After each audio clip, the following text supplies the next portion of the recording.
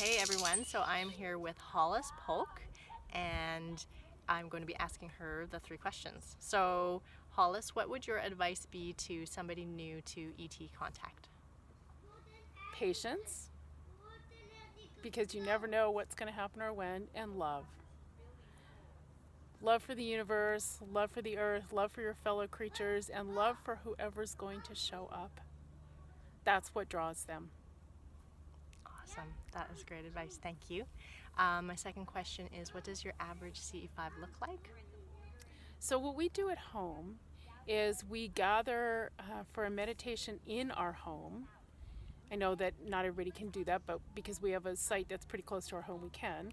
So we gather in our home, we do a meditation where we do a good clean out, we have a group energy field, we connect to other CE5 groups who are doing CE5 at the same time.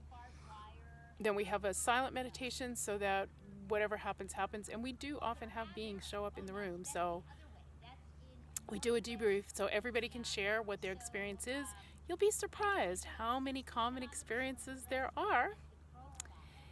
Then when that's over, we have a potluck dinner, which is really fun too. And it's just chatter time, right? It's time to have fun with each other. Again, it does build up a group camaraderie. Then we go out to our site, we do another brief meditation, and we watch what happens. Now, we're in a major metro area, so, there are a lot of nights when it's really quiet, and that has to be okay. Oh, bring star charts. If you don't have a handy astronomer, we have an astronomer in our group as a regular, so that's easy. And bring satellite charts so that you'll know when you see something heading across the sky if it's something anomalous or just, your run-of-the-mill satellite. Okay, awesome. I love that you said potlucks and that you do potlucks, because when I first met Costa, I hadn't had a multiple eyewitness setting with my group for 3 years. And Wow. So when I asked him, like, what's your advice? What are we doing that's not working for us? And he said, well, maybe you should have a potluck. And we did, and everything was fine. So that's what we needed. We needed to work on our group coherence. Okay, so third question is, what is your story?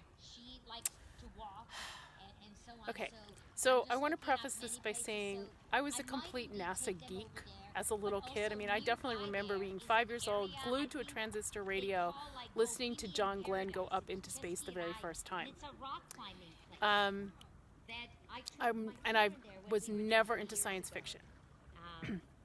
So I'm not pre-programmed in any negative way.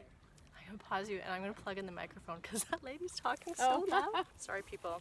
So I was always open to the idea that there were other beings in the universe. Like, it kind of never made sense to me that we were the only sentient beings in the whole huge, enormous universe that we're finding out today is even bigger than we thought.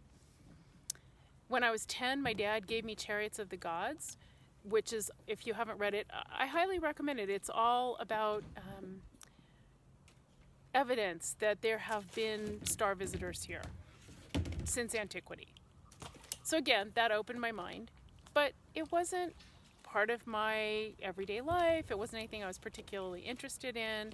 And in fact, when my husband, Costa Macrease, decided he wanted to come up to Mount Shasta to make contact, he really wanted me to come with him. And I was like, no. No. I have a business to run. Go, have a good time. But I'm just not that interested. I can't see taking a week off for something I don't really care about. Go, have a good time. So he came up to Mount Shasta, and every morning he would call me. He knew exactly when I was drinking my morning coffee, and he would call me and say, this is what happened to us last night. Wow, isn't this cool? Isn't this cool? And I would listen yeah, it was pretty cool. So probably the 4th night or so, I was sitting in bed reading, and I turned out the light, closed up the book, put it on the nightstand, turned out the light, turned back to, face the foot of the bed so I could scooch down into the bed. And my eyes just adjust really fast to the dark. I see really well in the dark. And as I'm sitting there looking at the foot of the bed, there are 4 little beings standing around the foot of the bed looking at me. And maybe a 5th one behind them, but there's these 4. And, okay, nobody had told me this could happen, so I was really shocked.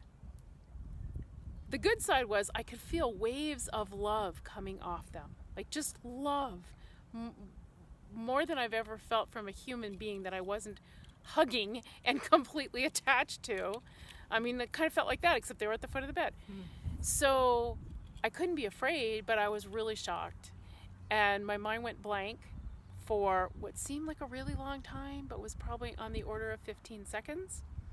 And finally I thought to him, oh, and I heard one of them say to me, I heard telepathically, "Who are you?"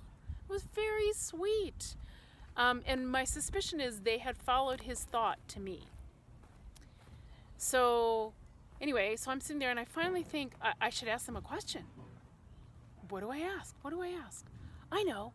Where are you from? Not the best question. Better question. If this ever happens to you, better question. How'd you get here? But this is the best I could do at the time. So, where are you from? And I hear back, Arcturus. Now, it's possible I made that up. It's possible that I had heard that word somewhere in the past. I mean, but I certainly have no conscious recall of ever hearing the word. So the next morning when I'm telling the story to Costa, I said, "Is that a place?" And he said, "Oh yes, you know, it's Astronomy 101. It's, I think, a red giant star. I don't even remember." But he knew what it was. So yeah. So, and after that, it was like, okay, now it's part of my life. Now it's real for me. Now I want to do this. And I've been, and all kinds of amazing things have ensued. Awesome. I love that story. That is such a good story. Thank you so much, Hollis. Any last thoughts or words to finish off the interview? Have fun. Thank you.